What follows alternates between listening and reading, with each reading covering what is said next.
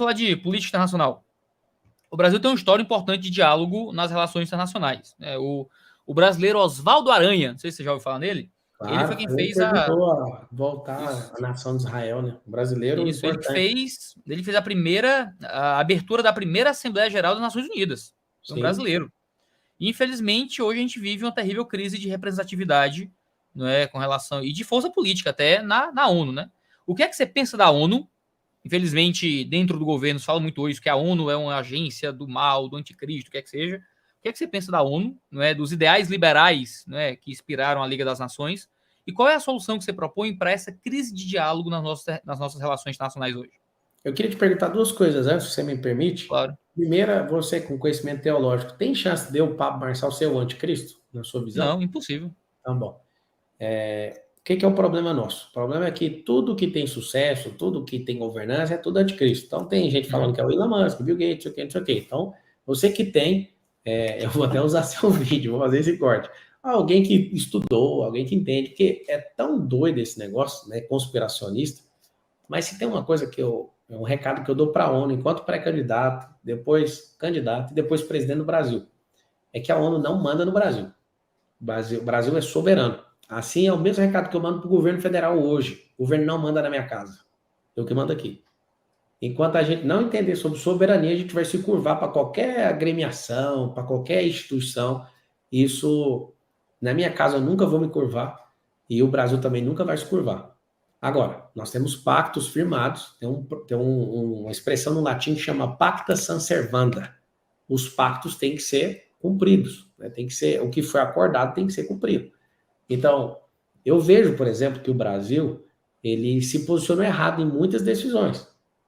Só que aquilo que foi acordado, a gente tem que dar a estabilidade jurídica, a gente tem que trazer a segurança jurídica, não só para a ONU, mas para os investidores e para todo esse processo nosso, que é essa aldeia global junta, né?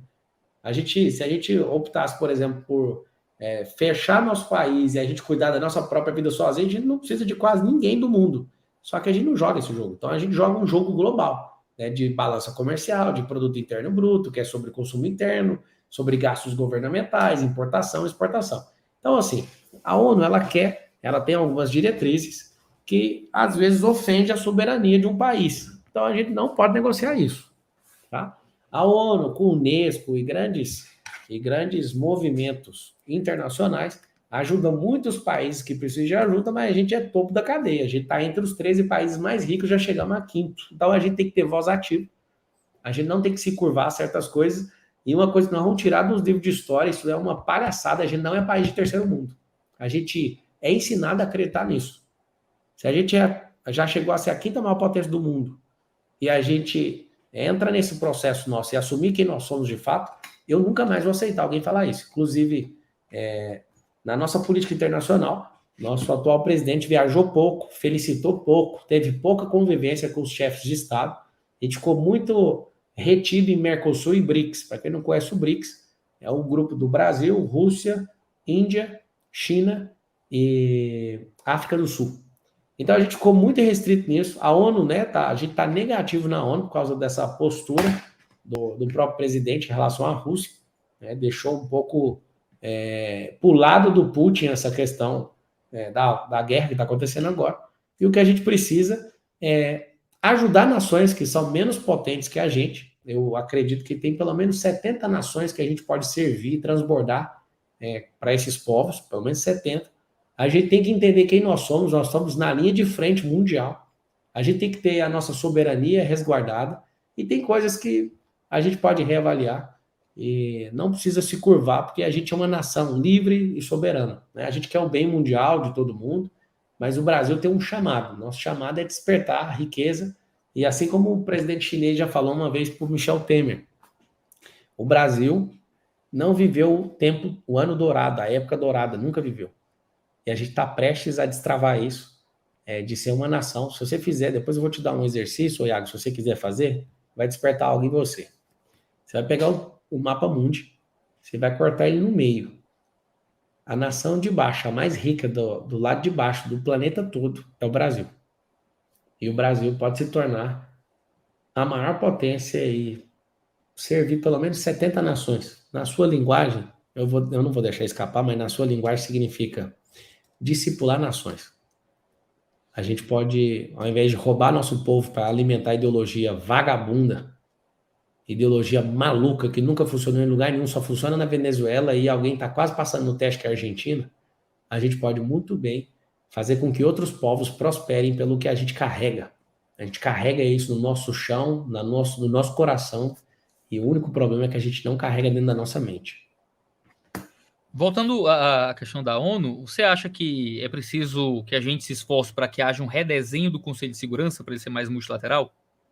Ó, o Conselho de Segurança está falando da OTAN, o É. Tratado do Atlântico Norte, a gente não faz parte dele, né? E qual que é o grande problema da guerra? O problema da guerra é que a Rússia, né, tem um problema com o imperialismo, eles são um grande império ainda, né, na cabeça deles, e tem um probleminha acontecendo. Ele, para se defender, não quer que a OTAN cresça. Então, essa guerra todinha é só por causa disso. E agora tem países declarando a entrada e a Rússia vai provocar um caos mundial.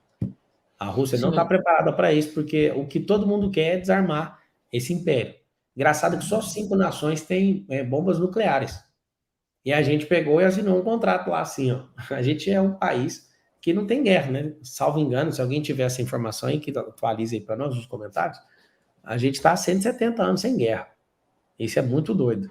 Só que a gente assina uns contratos que não faz sentido. Vou te falar por quê. Porque o Brasil é o seguinte: o Brasil, se a gente tiver um esgotamento de alimentação no mundo, a gente vai virar um foco mundial.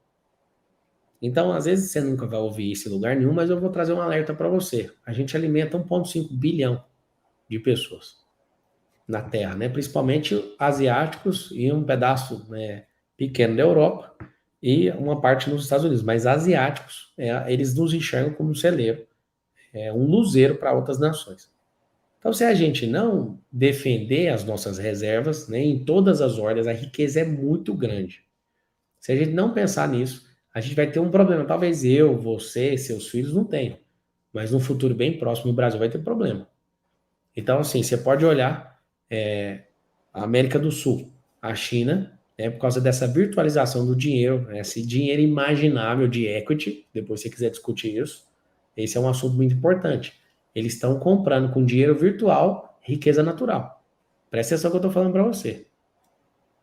Nós, então, desculpa. brasileiros, estamos vendendo bens naturais, que é commodity. O único bem real chama natural.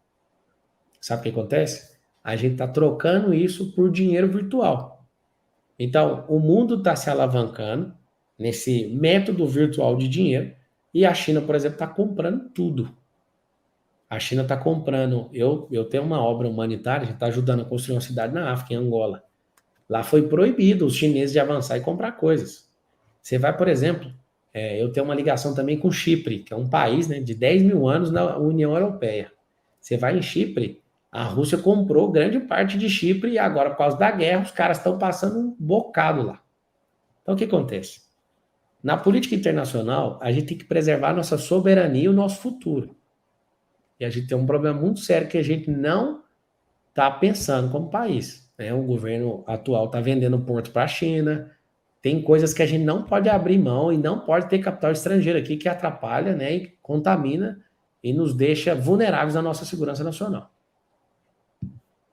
Então, a OTAN, a Organização do Tratado do Atlântico Norte, e o Conselho de Segurança das Nações Unidas são duas coisas diferentes. Sim, Você perguntou se era isso, eu confirmei, mas não era não. sim, O Conselho de Segurança da ONU, hoje, ele ainda é muito representativo do tempo de Guerra Fria, né? E a sim. ideia é que seria interessante que a gente conseguisse ter uma representatividade maior de outros países participando do Conselho de Segurança. Sim,